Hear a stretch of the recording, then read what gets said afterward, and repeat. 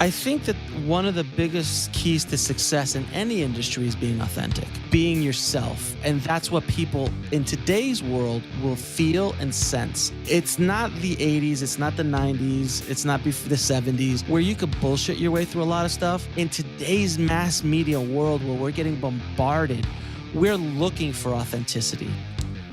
What's up, hustlers? That was Alex Ferrari, our guest on this week's episode of the 5 O'Clock Hustle. And I know I must say this once at least every single episode, but this was truly one of my favorite conversations we've had to date. Alex came on to promote his upcoming film, On the Corner of Ego and Desire, and I'm super excited for you to hear about it during the episode. Now, if you're at all involved in the film world and you listen to podcasts, which you apparently do, chances are Alex himself has an episode ready for you to listen right in your queue. And that's because Alex is the founder of the Indie Film Hustle and the host of the Indie Film Hustle podcast, which is the most popular filmmaking podcast on iTunes. And after talking to him, you immediately understand why. Alex is one of the most genuine and passionate people I've ever had the opportunity of speaking with. And that, coupled with his experience and work ethic, it was simply the perfect combo for a great episode of the 5 O'Clock Hustle. And we left no stone unturned. We touched on everything from the creation of his hit blog and podcast turned empire, that is the Indie Film Hustle. We also talked about how he got started in the film business. And then we really break down what it takes not to only make it in the film industry, but in any industry. So even if you're not a filmmaker, this episode has something for anyone looking to succeed. It's kind of like you walked up to a concession stand and you bought a box of Milk Duds, and instead of a delicious movie snack, it's just pure gold. Okay, so before we get this thing started, I just had to put something out there about the sound quality of this episode. Alex sounds great, and that's because he's a pro, but we're still trying to get the hang of everything. And you know what? Our mics weren't working properly, and we don't sound that great, but you can hear everything we have to say, so don't let it deter you. I do not want you to miss out on the stuff that's about to hit your ears. But let's get this thing started. Keep hustling, everybody. Remember to subscribe, rate, and review. Here is episode number 22 with Alex Ferrari. Dre, start the show. 5 o'clock hustle, bro. 5 o'clock, 5 to 8, 5 to 12, 5 to 3 until you get back up the next morning. I mean, every week I got a new idea. And that's what it always is, right? It's crazy. 5 o'clock. I was doing that in 2005, but everybody thought it was weird. 5 o'clock. Thus, the side hustle was created. 5 o'clock hustle podcast. Man, they're having so much fun.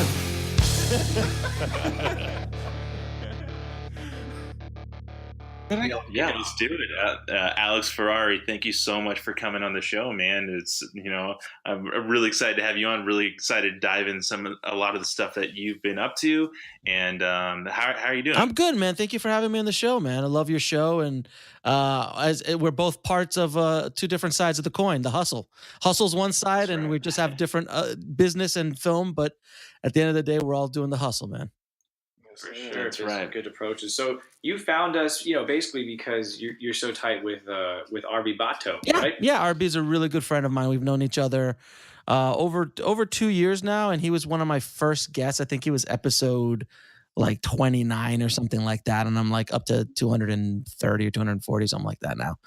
Wow. So yeah, and he's been on 6 times. We actually just kind of counted the other day, like, holy crap. We want him back on. We just had him, so I get it. we just became friends, and now we hang out and we talk and we do stuff together, and he's great, man. He's awesome. He's got that radio voice. Yeah. He's got that like Fisher King midnight talk radio voice, doesn't he? Yeah, absolutely. Perfect. So engaging. Yeah. And speaking of radio voices, just to let our listeners know, you are the host of the Indie Film Hustle podcast. Beef that. The Indie Film Hustle podcast. And just to get everybody on board, can you give us a rundown of what that is? Yeah, I launched Indie Film Hustle back in 2015 in I think it was July or August of 2015, and 2 or 3 months later I launched Indie Film Hustle, the podcast. And podcasting was always going to be a part of the brand and what I was trying to build with Indie Film Hustle, because all the guys that I followed, which I'm sure you know, Gary Vee, Tim Ferriss, Pat Flynn, all these guys all did podcasting. And I was like, I think podcasting might be, because I have the face for podcasting, and so I decided to jump into podcasting, and within 3 months, I was the number one filmmaking podcast on iTunes, and That's so it awesome. was pretty insane, and stayed there to this day. And basically, I wanted to put out a podcast, or just a resource for filmmakers, to how they could survive and thrive in the business of filmmaking, which is brutal. It's absolutely brutal. And I've been around the block a few years. I've been doing this for about 20-25 years now, and I've worked on hundreds, if not thousands, of projects with many different people, many different filmmakers, and I just saw what the truth is, and I didn't see anybody really telling the truth, at least from my perspective. So when I opened up Indie Film Hustle, I just wanted to come out and be raw, real, and in your face, because I just didn't, and that's who I am as a person. So I was being authentic to who I am, but coming from a good place, not just yelling to berate people, but like, look, this is the way it is. Don't be a fucking idiot. Like, do this, don't do that. Don't mortgage your house. Don't steal your mom's retirement to go make your first movie with no stars in it, which is a black and white drama that really will only play in a European art house maybe once. It happened to cost $500,000. Not a good ROI, guys. Things like that, and many other things, because it's such a broad topic. But that's what I did with Indie Film Hustle and the podcast. And I recently just launched the second podcast, an official second podcast, which is the Bulletproof Screenplay, which is a podcast dedicated to the business and the craft of screenwriting, where I do interviews and things like that, because I found that my audience was segmented between screenwriters and filmmakers, and a lot of times screenwriters didn't want to sit there listening to the latest distribution techniques. They wanted to learn about screenwriting. So I just launched that like 3 weeks ago, and it's already it's like within the top 5 of both screenwriting and filmmaking. So that's so awesome.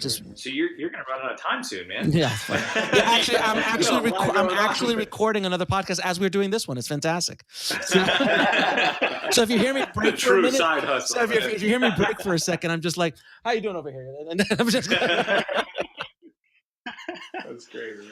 Oh, that's amazing. Yeah, actually, when I was looking into more of your stuff, which, first, I saw there was like another podcast, and I was like, whoa, and then I saw 2 other ones, and I was like, what's happening here? There's too much. Yeah, I did do a couple other podcasts, but those were limited series podcasts. Yeah, sure. Yeah. And I have other ones coming. Before the year's out, I'm sure there'll be another podcast coming. Right. I was actually exposed to your content years ago because I don't call myself a filmmaker, but I did do a Kickstarter, and I was told to help produce a film for a couple of my friends, okay. And I wish I would have dove more into your content, because it was a tough road, and it was back then when I actually was exposed to your content, and it's just now that we actually wrapped up post-production on let's call it a pilot episode. Right. Oh God, I'm sure there's a story and a half. Actually, we recently released an episode that interviewed it's New Camp is basically called the film crew, and it's the episode series. So nice. So podcast with them. Yeah, it was really neat. And I'm assuming that this was your first thing you produced, right? This was the first. So I had 2 friends. They went to film school, right? And that's the way the most horrible stories always start. All the stories start. At least look, they dragged you into this crazy circus like carnival. Like this one time at band camp. Exactly. Like, hey man, we went to film school. Why don't you come over here? You business. Why don't you come over here and be a producer? And then exactly. I can imagine what you went through your head. You're like, the movies. Wow, so magical. Yeah, and I could be a producer. I could be like Jerry Bruckheimer and be big movie producer. That would be awesome. And it's easy, right? Conversation we had, actually. Yeah. Well, that was my first project. Why don't we kind of go back in some of your history in filmmaking, and how you kind of got into it, and then your first film and such. Broken. I want to talk about Broken. Broken. Wow, you did the research. So I started off in the business in the mid 90s, in between the technology change. It was like when digital was starting to come up, and film was, still film. But I was caught right in the middle of that. So fast forward to 2004, where I finally found a camera that I felt that can give me a cinematic look, but without having to spend cinematic money. I had already shot commercials and music videos, shooting on film, 35, 16, all sorts of different film stocks. And I found this little camera called the Panasonic DVX 100A, which for its day was the indie film camera. It was the shit. It looked amazing. And I took that camera and I shot a little short film called Broken. In that short film, we did, it was an $8,000 action short film. It's like an action thriller. We did over 100 visual effect shots all by ourselves with me. And again, this was 2004. So this was not when, like now everybody has it, but back then it wasn't as easy to do. And no stars. We did it in West Palm Beach, Florida back then, in an abandoned hospital, which was still a working hospital, but the areas that we shot were abandoned. And it looked creepy as all hell. And we shot for 5 days.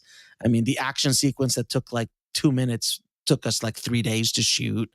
All this kind of craziness. So when we were done with it, I started pushing the tech farther than I've seen other people push it, where I started color grading it, using different filter packages, editing it all on like prosumer software, which was like Final Cut Pro, which was just coming up back then. So between shooting on this camera and Final Cut Pro and the visual effects and the color grading and the look that I was giving it, it was a really unique piece where, no one had ever really done that kind of work at that moment, at least, or if they had, they didn't market it to the point where I was able to market it.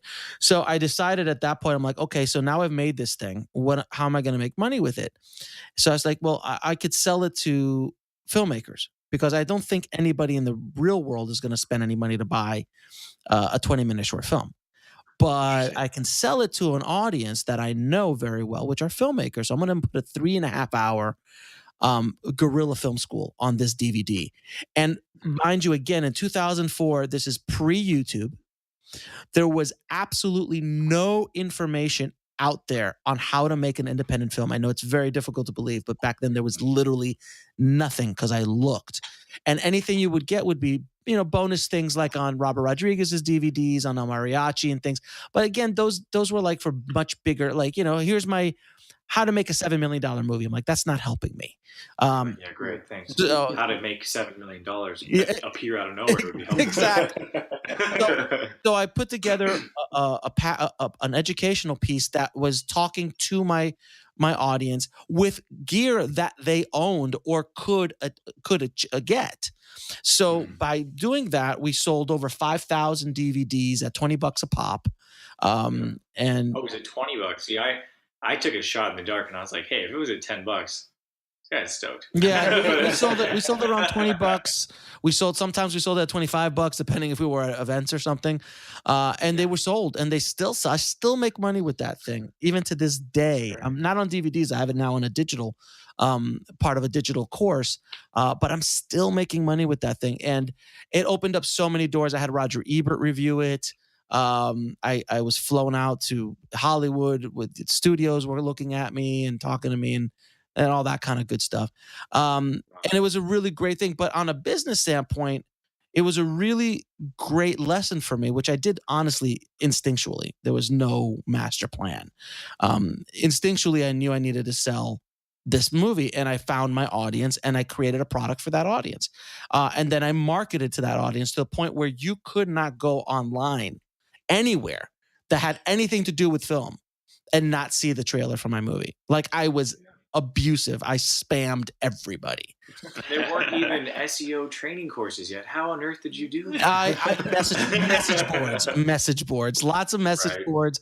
And I hit, it was probably covered by 250 news outlets. So every blog, I sent DVD out to everybody, and everybody gave me reviews. And I was ahead of my time with that project. And I wish that when it got released in 2005, I did put up some videos on YouTube. I wish I would have kept going down that path, but I did not. Right. But no one knew that was going to be a thing. because if I was literally one of the first guys ever to put up like making of videos of how to make, do indie film back in 2005. Like Rocket Jump, which is a monster brand, they didn't start till 2010. So it's 5 years ahead of those guys. But that was all ego because I'm like, I'm not going to be an educator. I'm a filmmaker. Dumbass. Chris, you just made a really weird face. What's up? No, nothing. The rocket jump is there's a little there's a little history with my fellow filmmaking friends and those guys. They're really good guys. They're really good guys, and they've done a really good job with it. Let's just leave it at that. There's a story here. I feel it. I feel there's a story here.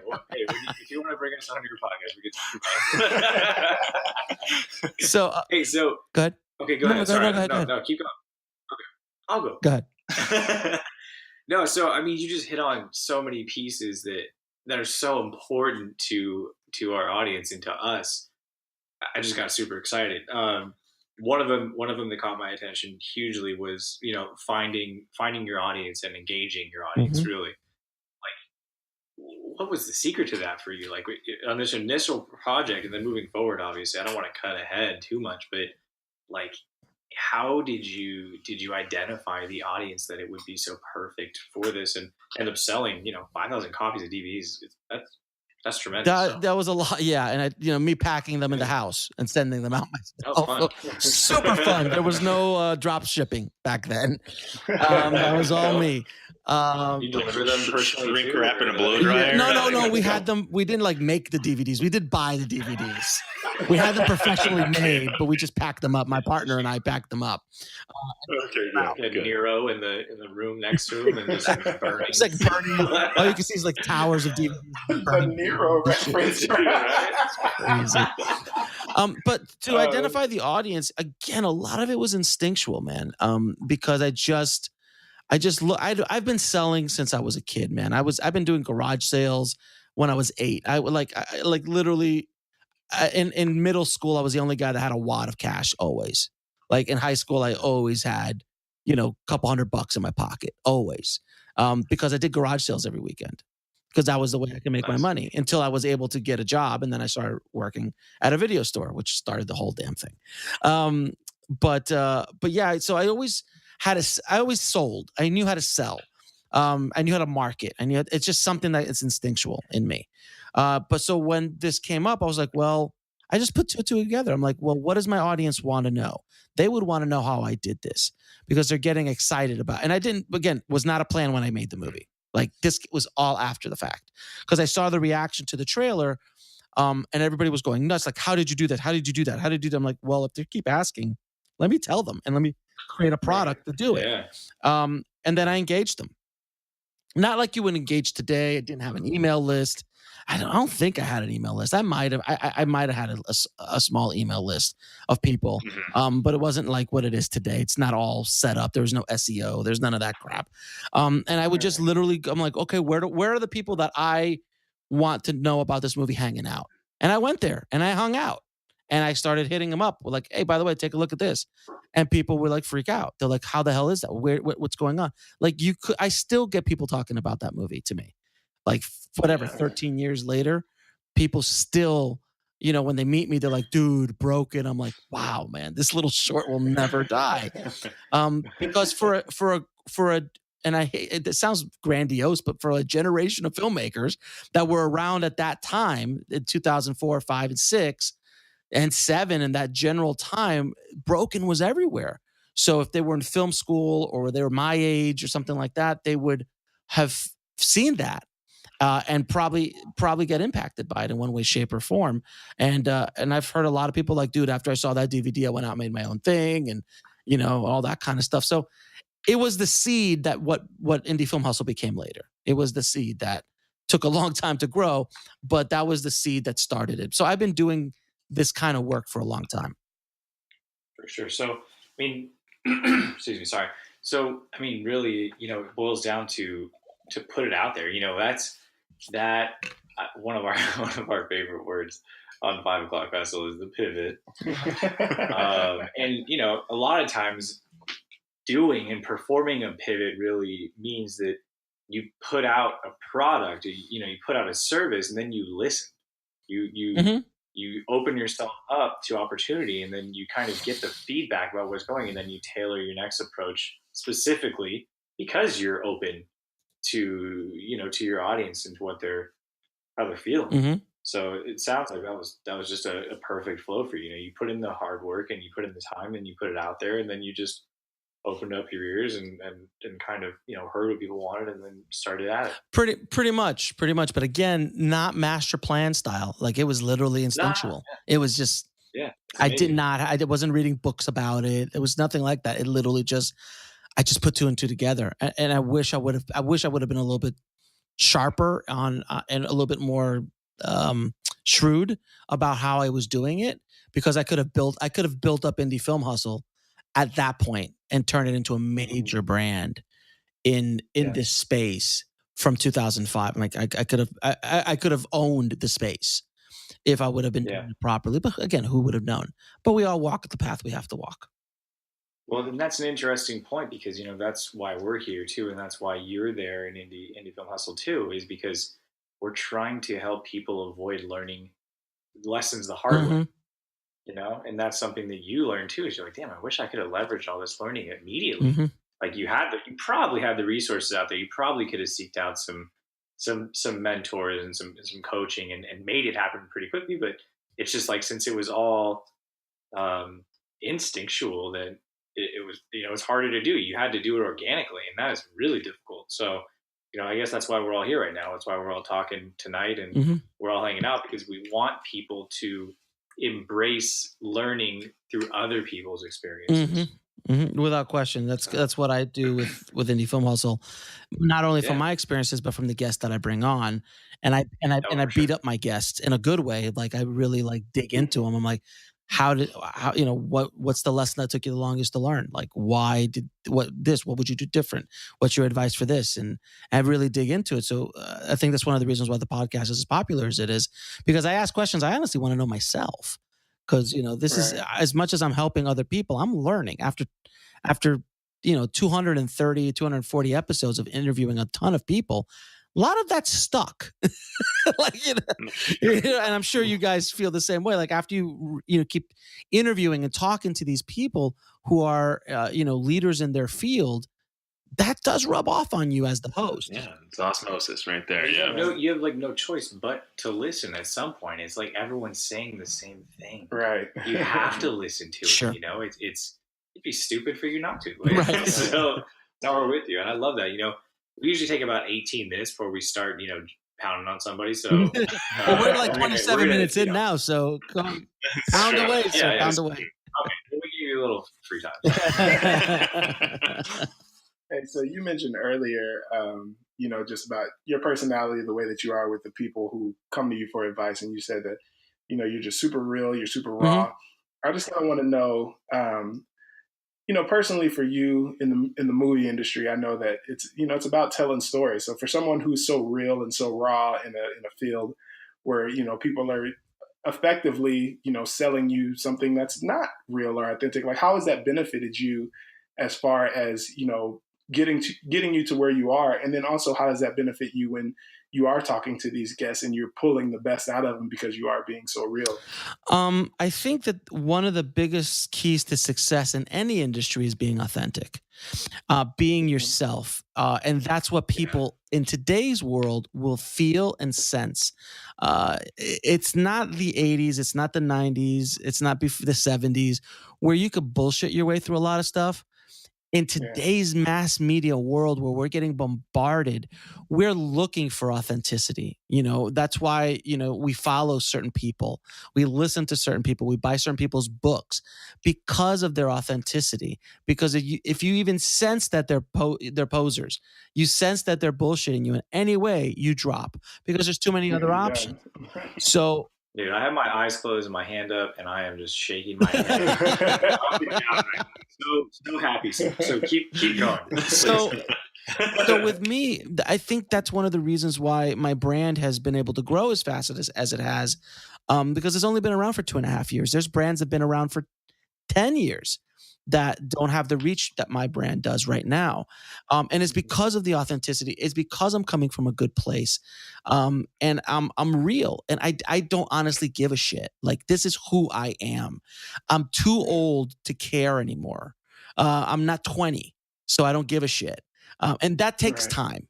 When you have kids, when you have a family, you've been through some shit.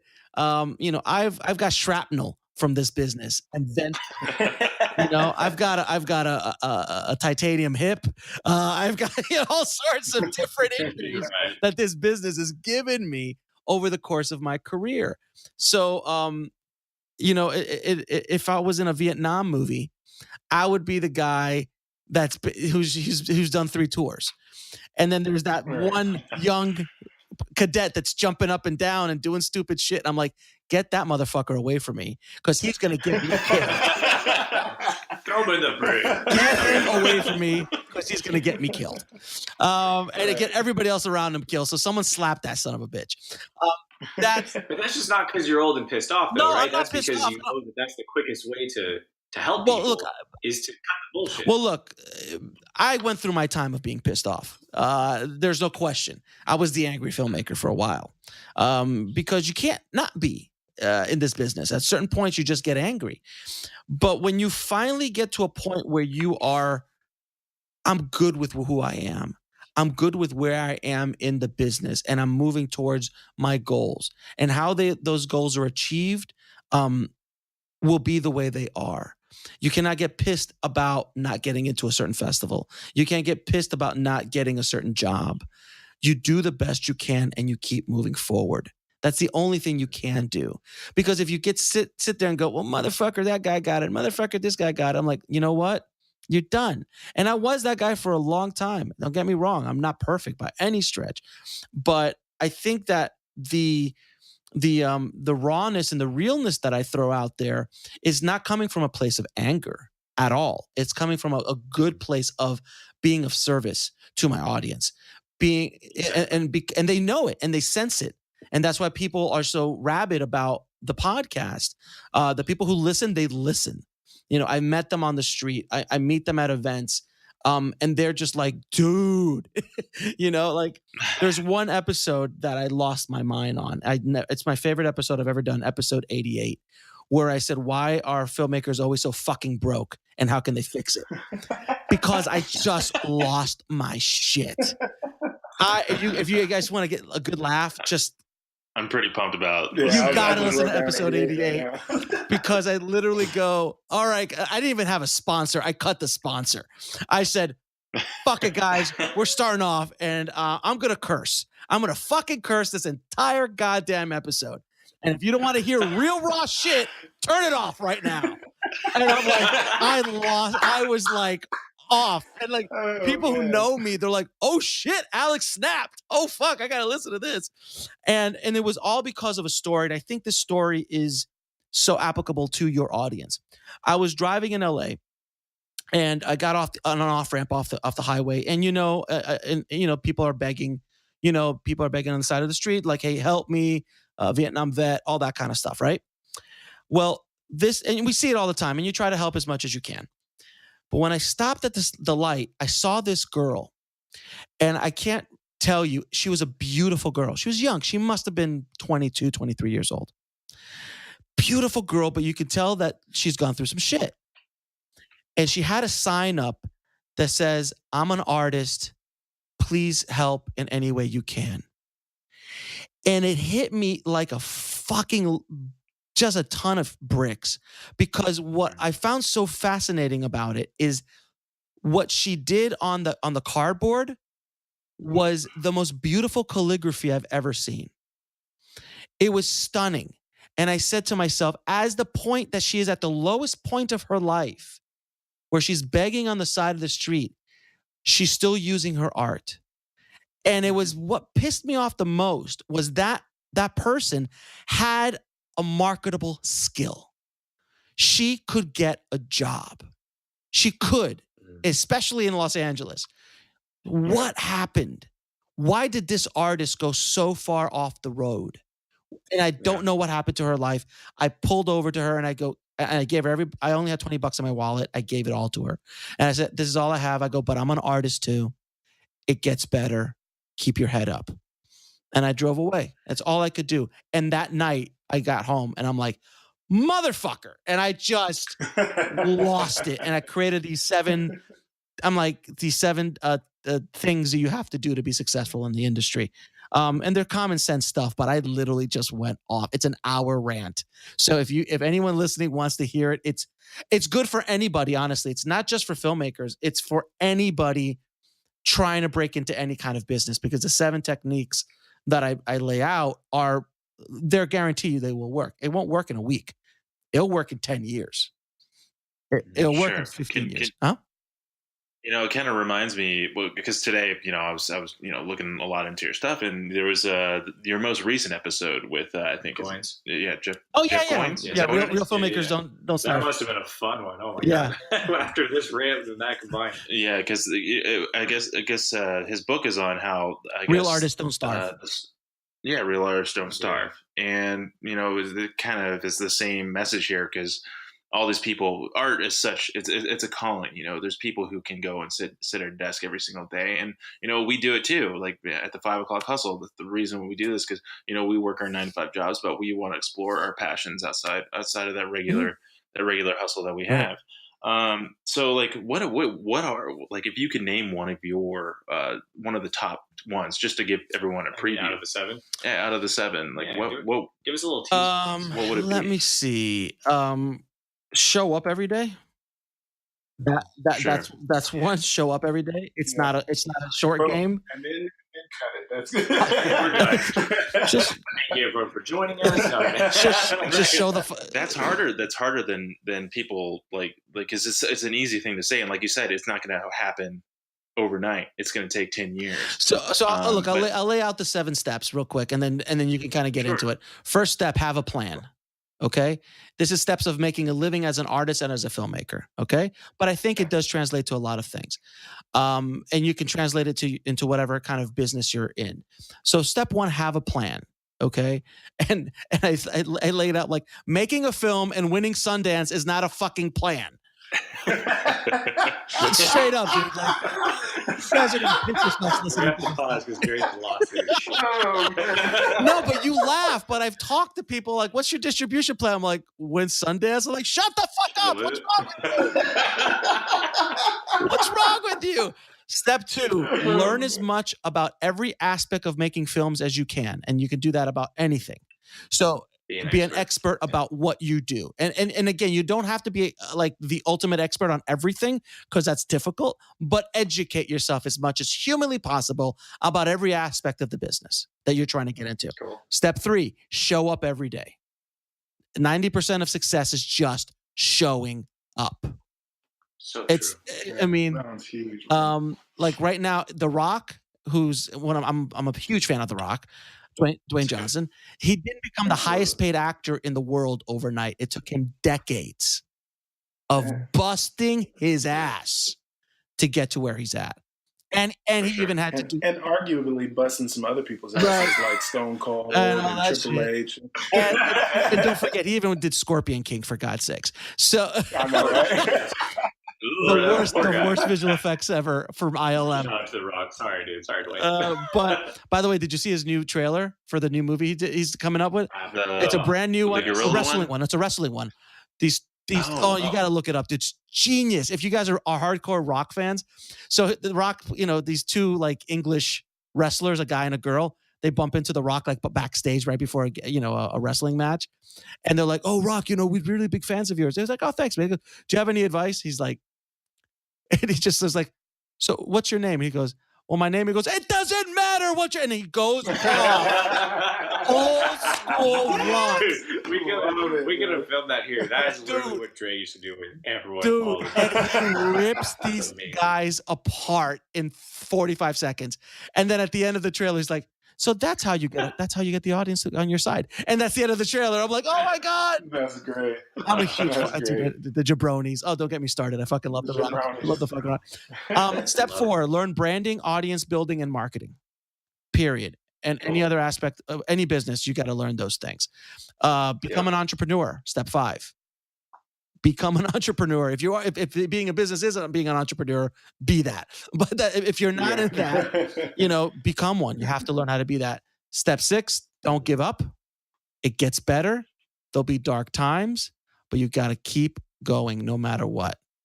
Like what I say, like the mythological siren in Homer's Odyssey, it calls to me like the seductive thing. That's what the industry does to you. But it will bring you dark times. There's no question about it for everybody. And step 7, work and hustle. That's it. Work and hustle. Hustle like you've never hustled. You know what's crazy, Chris, is that I feel like there are a ton of parallels between these 7 steps and the book you're writing. Honestly. Like, I mean, I see like a huge up from the hero's journey to on business. What's your working title right now? Well, you're definitely probably exposed to the works of Joseph Campbell. I never heard of him. What are you talking about? Never heard of him. Well, like we're talking about right now, just the parallels of art and the parallels of story and the parallels of being an entrepreneur and a creator in any sense, all has that underlying mythology that is just ingrained in us. And I'm it's kind of a secret, Dean. I'm working on a book that's kind of pulling out those concepts, because a lot of it has been dialed into for filmmakers and writing books and writing screenplays and things of that sort. And I'm trying to bring it into the kind of the commercial building a business world. So have you seen the documentary? Just throw a spoiler alert. Have you seen the documentary Finding Joe? Yes. That's a really good one, actually. Doc about Joseph Campbell. No, that's great. That's great. I think all of us, the reason why we are so connected to that hero's journey, and there are many different stories. You can't attach the hero's journey to a detective story. It doesn't work. Everyone thinks you could throw the hero's journey on every story. You can't. That is a myth. No pun intended. That is a myth. So there are certain stories that it doesn't work with. Can you put the hero's journey or attach it to almost any story? Yeah. If you want to build, you could break it. You could break those points up on any movie and make it work. But the reason why Hollywood does the hero's journey so much, and this is just a general standard hero's journey, which is the archetype of, let's say, Star Wars, the real Star Wars, Episode 4, that Star Wars, and why it rings so true to us is because that is us. We all go through that in our lives, and that's why it rings true in so many cultures over so many thousands of years, because it is a mirror of what we as human beings go through living life on this planet. In one way, shape, or form, we all have dragons to slay, whether they be internal dragons, external dragons. We all have mountains to climb, things that we have to struggle through to get to the other side, to get the elixir and bring it back home and save the princess, all that kind of shit. We all have to go through certain things, those kind of things at certain points in our lives. And that's why it rings so true. So I think that you using those principles in the business world, I think, are great, because they're gonna be applicable. Absolutely, and coming in 2018 here, but 2019. Sorry, whoa, that's a little too soon, guys. Good for you. But back to talking about your stuff. Let's dive into. I do kind of really want to touch on Indie Film Hustle a little bit, and how, because us as podcasters, we're obviously interested because you've had such exponential growth. How'd you do it? What were some of the challenges of actually like implementing all of what you were trying to do into this medium? What's that movie? He's all, dude, teach me. What was it? I didn't hear that. No, there's some movie where this guy like gets a really hot girl next to him, and he just pulls her out of nowhere. He's not a good looking guy, and this younger guy looks at him and he goes, "Dude, teach me." I know, like Van Wilder or some shit. Yeah, something like that for sure. But please teach. So, For me, as far as the growth is concerned, again, I went into podcasting the same way I went into making Broken, and marketing Broken. I identified an audience. I looked at what was going on there. There wasn't a lot of people in my. I mean, you're going into an arena that's much more much more competitive than mine. Sure. You know, the business podcasting world is insane. So it's a much larger market. And more lucrative for that matter. So my market was just. We'll let you know we experienced that part. If you're able to crack through, it's much more lucrative. Okay, but because I had a smaller niche, I could dent it quicker. As they say, the riches are in the niches. So, you know, you're talking about the hustle after 5 o'clock. So you're basically talking about the side hustle, about trying to figure out what to do while you're doing your 9 to 5 and trying to get out of the 9 to 5 to go into what you really want to do, your other passions. Is that a fair assumption? Sure. Yeah. So, that's the niche. So it's not like, oh, I need to know what the stock market's doing. That's a whole other business podcast. So your podcast is that niche, and you're marketing and branding to that niche of people who want to do the side hustle. They want to. I'm not going to leave my job yet, but I need to figure out how to start up this other thing while I'm still being responsible and putting food on the table. So for me, my audience was indie filmmakers. And I just went straight at the jugular of that audience because I was like, this is what I'm gonna start laying out some truth, and I'm gonna drop knowledge bombs and truth bombs on you guys in a way that you have not heard before. And I saw the landscape, and I didn't see anybody else doing what I was gonna do, and especially not in my voice. So I saw that the entire field was pretty prime for me to come into. And also nobody with my street cred, if you will, that had been doing this for 20 odd years. A lot of people who wanted to do it, but no one who's actually been doing it. And so I thought, I was like, you know what? I think I could really make a dent here. And that's exactly what I did. So after, listening, I'm sure you guys know who Pat Flynn is. Yeah. By the way, I'll tell you my Pat Flynn story. I met him once. It's hilarious. Cool. So Pat became the number one. He's like one of the top podcasts. So is Tim Ferriss and Gary Vee. But I was watching or listening to or studying John Lee Dumas from Entrepreneur on Fire. I'm sure you know those guys. We always talk about John Lee. All right, so John Lee, I've been on John Lee's show. He's an interesting cat. But what I found out that was so interesting about him, he's like, well, I'm in a business. He literally started in the business podcasting world, right? But his focus was podcast his world is about teaching people how to podcast, but his podcast is about entrepreneurs, which, as you can imagine, is very competitive. So he's like, well, what can I do to break through that? He's like, well, I'm going to make a podcast every day. I'm going to do a 7-day-a-week podcast and do something that no one else is doing. And I'm going to hustle harder than everybody else. And because he did that, he blew up and turned into what he's turned into strictly because of the hustle.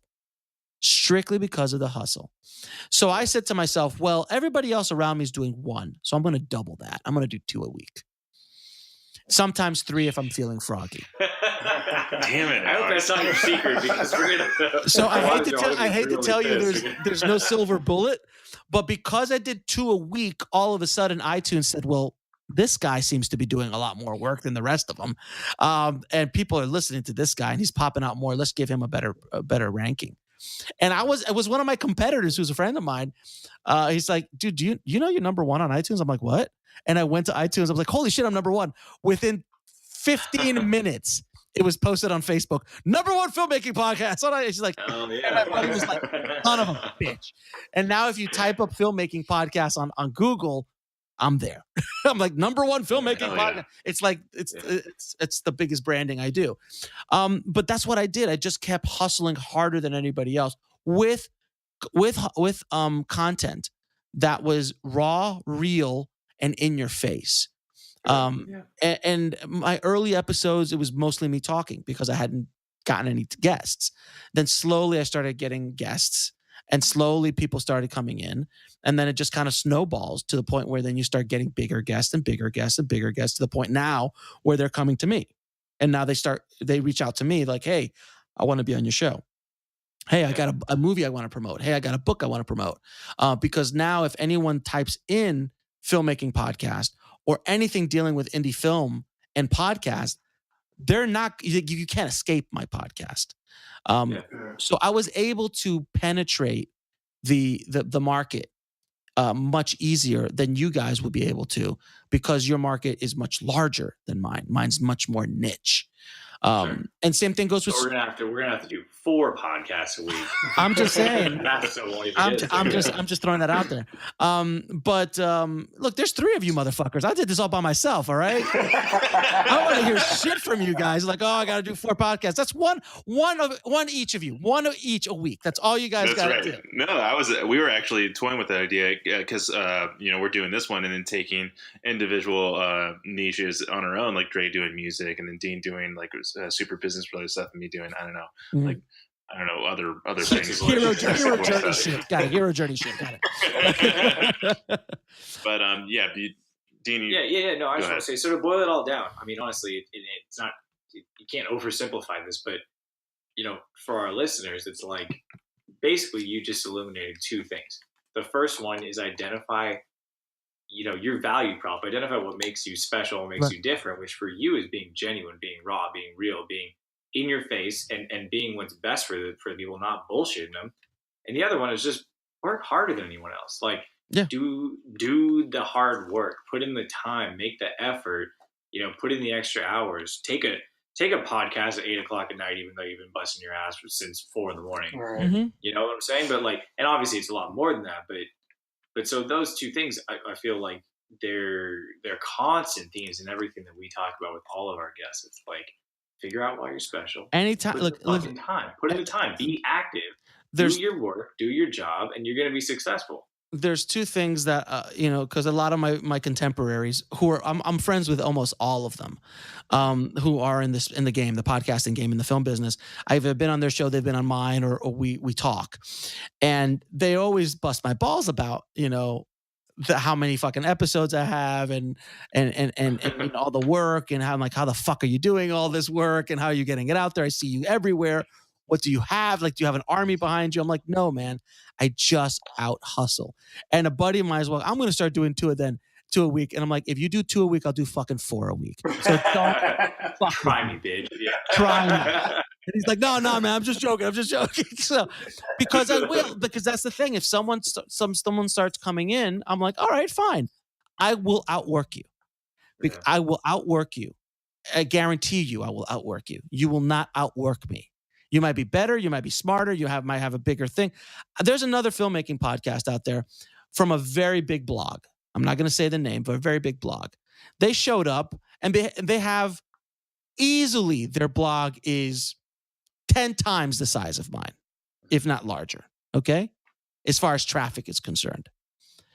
They barely meet me. They barely get to my podcast numbers. Size doesn't always matter, man. Right. But also, obviously. But the reason why I say that is because because at the end of the day, there is no competitor for me, as there is no competitor for my other friends who do this. It's people who listen to them listen because of them. Yeah. Unless you're a news podcast, which is what that other one is. And people are just like, I could take it or leave it. I have no emotional connection to the host, to what they're trying to do. People who listen to me have an emotional, visceral reaction to what I'm doing, because they sense the passion in my voice, that I want them to succeed, and I help them. And with all the other resources that I put out there, not only the podcast, but if you go to the Indie Film Hustle website, you go to the YouTube, you go to all my social media outlets, there's constant content being put out there trying to help filmmakers get to their goals. Yeah, for sure. And the cool thing and that we get to is that's the same thing what we see in our reviews, is that people, they want to be part of the conversation. It's nice to sit here with us and we can all go through the motions and we can all learn something together. But the other thing I want to say is that, yes, absolutely, man. You be the best at what you do. And that's the cool thing with 5 O'Clock Hustle too, is what we've experienced. Is we've been lucky enough to have people in every industry, in every category, that feel the same way. Mm-hmm. And that is so big. I mean, Yancey Kolb is a huge elite OCR trainer and actually, an athlete himself. he's the same way. He's like, put me in a room with 1,000 people. I'm not going to be as smart as all of them. I may not be as fit as all of them, but I will be the hardest working motherfucker. He didn't say that, but I will be the hardest working guy in that room. Yeah. Regardless. And that's huge. I will outwork you every single time. And that's where I'll outwork you every single time. He had a nice I mean, you look at a guy like John Lee Dumas, man. Seriously, Yep. the man makes so much money a month. It's stupid how much money he makes a month, but he did it on pure hustle. It is insane at how he was able to do what he's doing. It really, really is, and I give him props for doing that. I really do, and that kind of gave me the. I'm like, oh, well, you don't really have to be the best. You just have to work harder than everybody else. Yep. And in this world, that's I'll take someone who busts their ass over a talented guy any day of the week. Hell yeah. Absolutely. So you're doing all this stuff. You're making podcasts. You're making all this incredible content that I enjoy myself, and I can tell all of our listeners right now, go watch any of it, and you're gonna get something out of it. I don't care if you're into making movies or not, but thank you. But you're making movies at the same time, which I'm like, what the hell? Like, okay, so let's get into this a little bit. You have a film coming out called On the Corner of Ego and Desire, and yes. When is that coming out, by the way? So On the Corner of Ego and Desire, I don't know when it's coming out yet because we just finished it. We're going through the festival circuit right now, and that's a very interesting movie. I'll be more than happy to tell you how. Tell us. So that movie, because I'm nuts, and you got to be a little nuts sometimes, but that movie came out of left field. None of my audience knew about it, as opposed to my very first feature that I did with them a year ago. I told everybody about everything. We crowdfunded it, all this thing. This movie, I literally just told everybody, I got a top secret project I'm working on. I'll tell you guys in 6 weeks. And then I just dropped the fucking trailer. And people were like, what the hell? Like, what? So I had this idea. I'm sitting there with a buddy of mine, and we do interviews every year at Sundance, at the Sundance Film Festival. And, he has this amazing condo on the bottom of Main Street. And we stay there every year, and we invite people, we have guests and actors and stuff like that. They come in and we do interviews. So we're sitting down, like, brainstorming, like, all right, what are we going to do this year to kind of, what can we do to take everything up a notch and blah, blah, blah. And I told him, and I just sat there for a second quiet, and I turned to him, I go, I think it would be irresponsible of us not to shoot a feature film this year at Sundance. For sure. I love it. I agree. And he's like, continue. So, because you need at least one other person who's fucking nuts. Right. And I go, look, let's make a movie about filmmakers trying to sell a movie at Sundance and chasing a producer. I love it. And no one has ever done that. First of all, no one's ever shot a feature film at Sundance. No one that I've ever heard of. No one's ever made a movie. No one's ever made a movie about selling a movie. It's always about making movies. So I was like, okay. No one's ever done that either. And we're going to do that, and we're going to shoot the whole thing in 4 days. Can you get a permit to do that? The guerrilla leader over here. Sir, you're adorable, sir. You're adorable. Permit badges. We don't need no stinking badges. I got him. That's it. Dre's going down.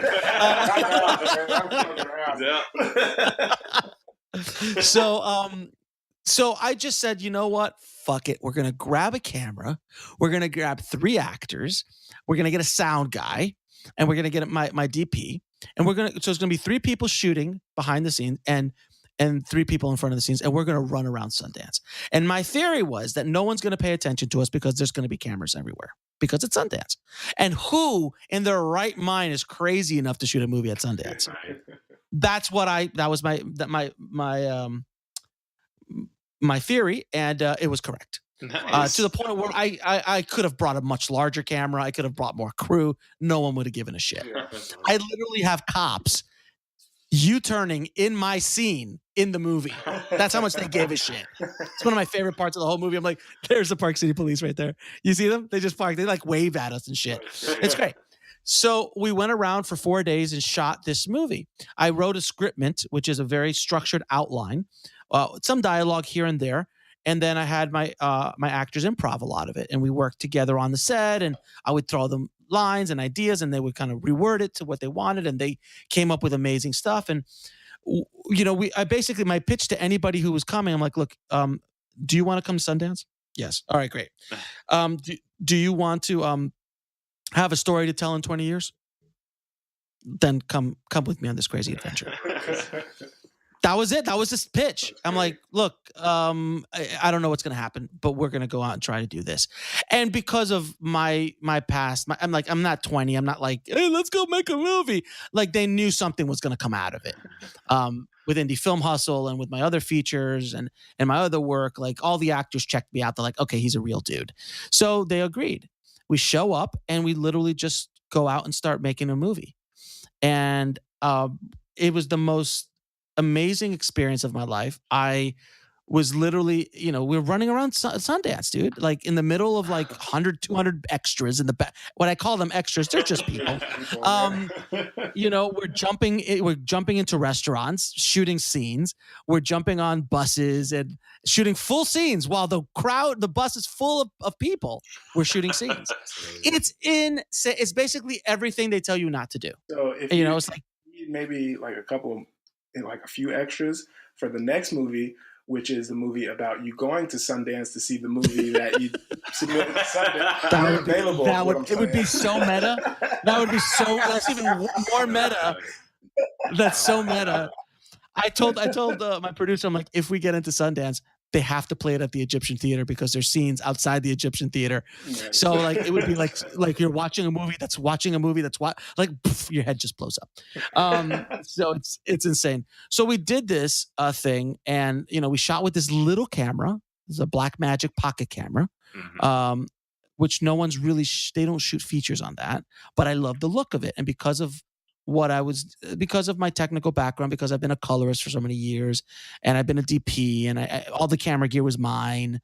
The lenses I used were old lenses, vintage lenses. I even used something that I coined the Kubrick, because it's a super wide angle lens that doesn't fisheye, and he used those kind of lenses in a Clockwork Orange and The Shining and Full Metal. So I was doing crazy shit. It was just crazy. The whole thing's nuts.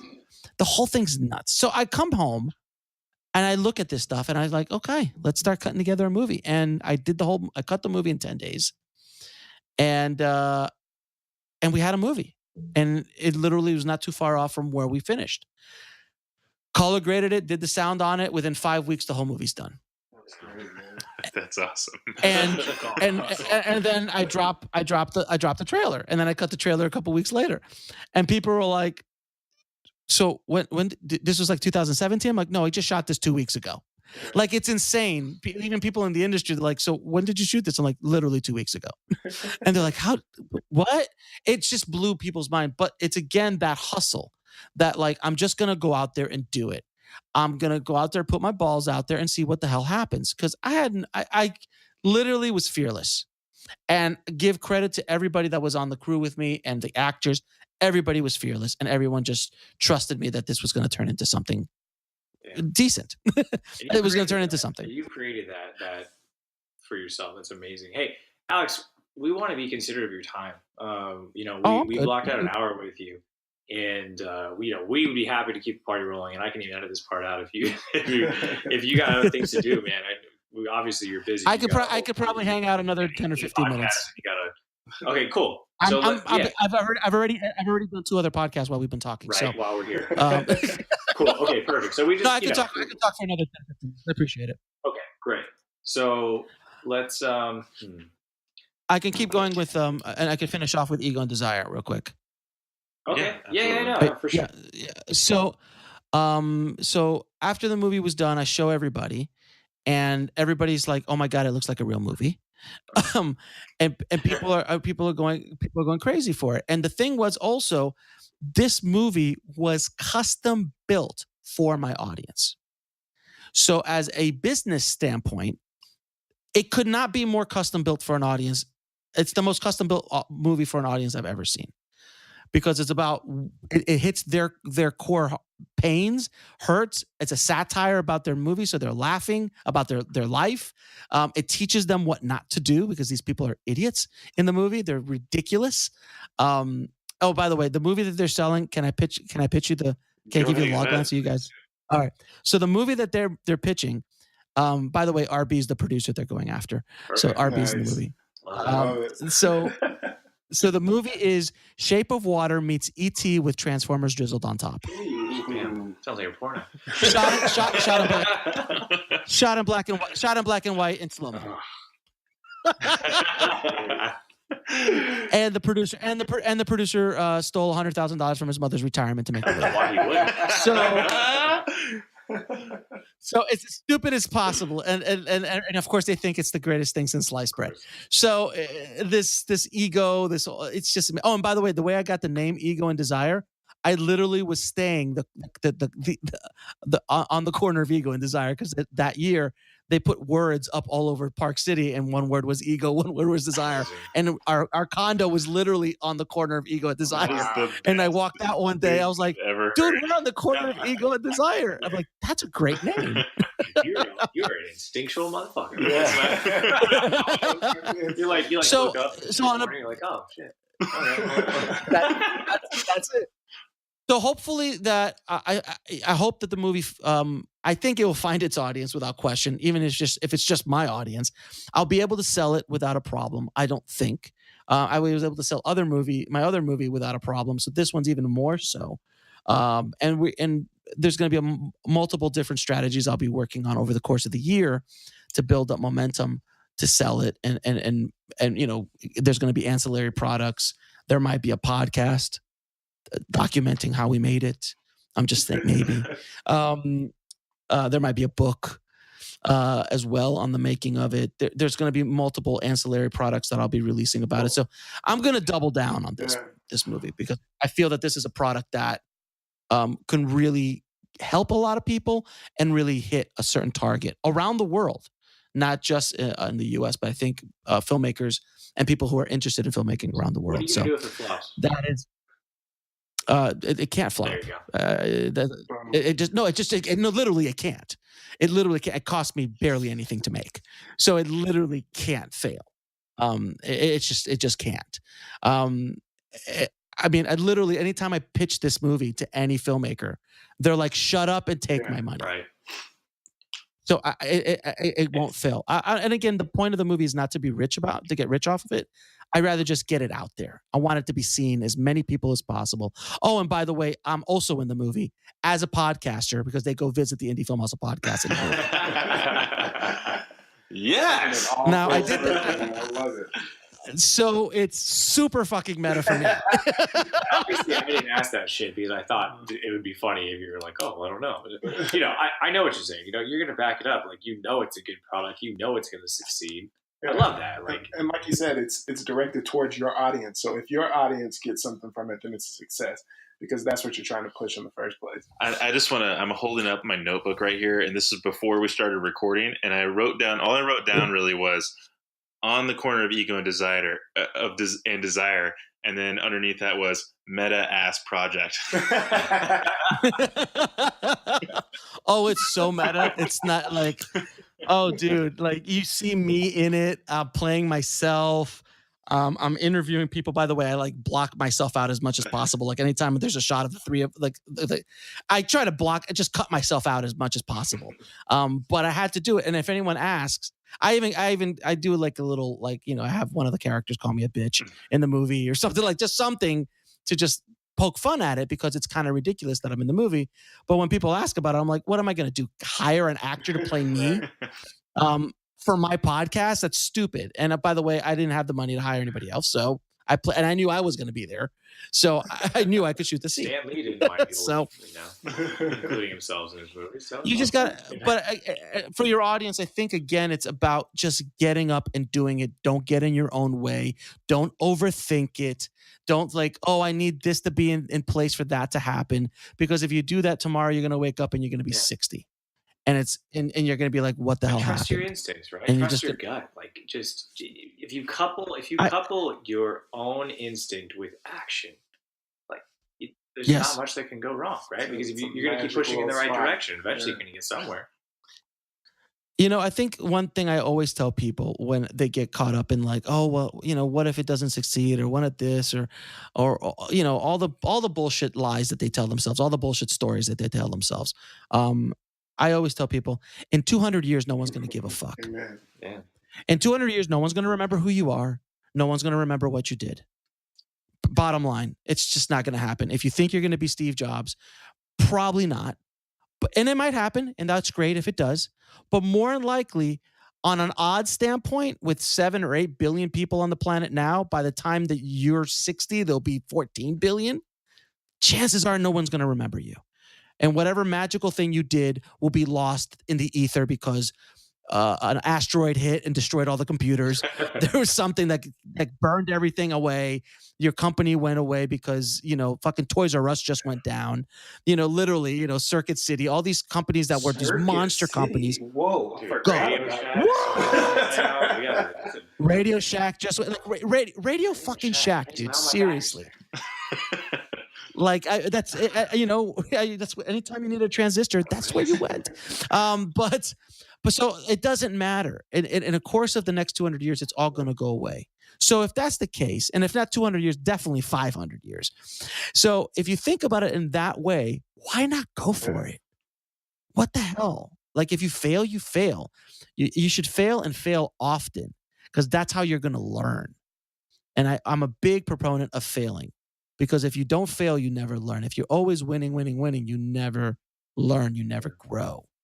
It's only when you fail and don't make what you wanted things to happen that don't happen is when you will learn. And that, I think, is the biggest lesson that your audience can take away from this conversation is just do it, man. Go out and do it. Why don't go up your own ass. You know, just go out and do it. Well, Alex, that's an amazing piece of advice that, you know, we're going to take it, and I know our listeners are. And, I think this is a good this point to stop, because we got too much, and you got too much. You got things that you got to do. We can't keep you all night. But we're Alex, on hyped ass overload right now. We got to digest. I know. After this, after you're done, you're like, "Fuck it, we're gonna do 5 a week, guys. Let's just do it. Let's just fucking do it." Well, woo! And then tomorrow morning you wake up, you're like, "Fuck, I gotta do." Well, Alex, why don't you tell everybody where they can find your content, where they can find you, where they can find out more about On the Corner of Ego and Desire? Sure. You can reach me at indiefilmhustle.com. All the social medias are at indiefilmhustle.com, and Instagram is iFilm Hustle instead of Indie Film Hustle. Me and Instagram had an issue. And then on the corner of Ego and Desire, you can go to egoanddesirefilm.com to see the trailer, and we'll be building up all of these things that we're going to be building up at that address, so you can check things out there. My first film is called This Is Meg. You can go to thisismeg.com and check that one out, which is on Hulu now. If you guys have Hulu, you can watch it for free on Hulu. And and my personal website, my directing website is alexferrari.com as well. That's awesome, Alex. And to all the listeners, you can find all those links in the show notes at 5o'clockhustle.com. We'll put /Indie Film Hustle or /Alex Ferrari, and you can find everything there. And Alex, thank you so much for coming on the show. Oh man, thank you for having me, boy. It was a blast having you on, and I hope we can. We're gonna follow everything you do, and we're gonna have a viewing party of your new film. Awesome, man. Great time. We're gonna have popcorn. And just stay in touch, man. It was really fun. It was a good time, and absolutely, man. Absolutely.